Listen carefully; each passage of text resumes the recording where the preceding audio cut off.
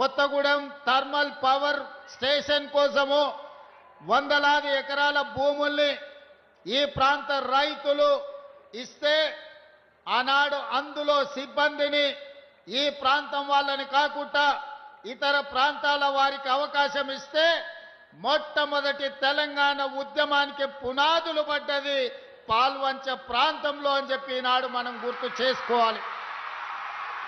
ఈరోజు తెలంగాణ రాష్ట్ర సాధనకు స్ఫూర్తినిచ్చి 60 సంవత్సరాలు తెలంగాణ ఉద్యమం నడవడానికి కారణమైన ఈ పాల్వంచ ప్రాంతం కొత్తగూడెం ప్రాంతం ఈనాడు తెలంగాణ రాష్ట్ర సాధన 60 సంవత్సరాల కలను ఆకాంక్షని నెరవేర్చిన ఆనాటి ప్రధానమంత్రి డాక్టర్ మన్మోహన్ సింగ్ గారి పేరును ఈ పాల్వంచ ప్రాంతం కొత్తగూడెం ప్రాంతానికి పెట్టుకోవడం అంటే 60 సంవత్సరాల తెలంగాణ ప్రజల యొక్క ఆకాంక్ష నెరవేర్చిన డాక్టర్ మన్మోహన్ సింగ్ గారి పేరును ఈ యూనివర్సిటీకి పెట్టుకోవడం ఒక గొప్ప అవకాశం.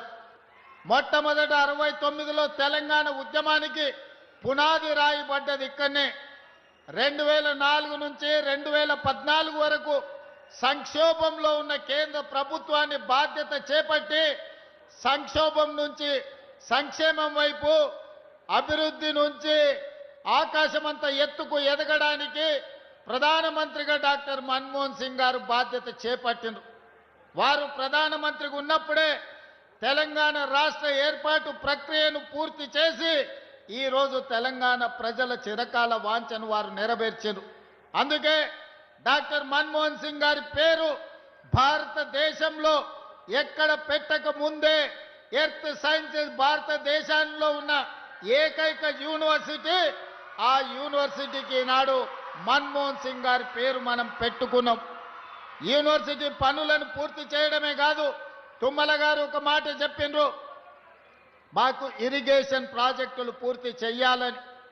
భారతదేశ మొట్టమొదటి ప్రధానమంత్రి పండిత్ జవహర్లాల్ నెహ్రూ గారు స్వతంత్రం వచ్చిన తర్వాత ఈ దేశంలో ఉన్న నిరక్షరాస్యత, ఈ దేశంలో ఉన్న ఆకలి కేకలను చూసి ఈ దేశం అభివృద్ధి పదం వైపు నడవాలి, ప్రపంచంతో పోటీ పడాలి అని అంటే ఎడ్యుకేషన్ అండ్ ఇరిగేషన్ పాలసీని అడాప్ట్ చేసుకోవాలని ఈరోజు భారతదేశంలో గొప్ప గొప్ప యూనివర్సిటీలు ఎన్ని ఉన్నాయో వాటన్నిటినీ ఆనాడు మొట్టమొదటి ప్రధానమంత్రి పండిత్ జవహర్లాల్ నెహ్రూ గారు ప్రారంభించినవే. అవే కాదు, ఈరోజు ఈ దేశంలో వ్యవసాయం అభివృద్ధి చెందడానికి ఆకలి కేకలను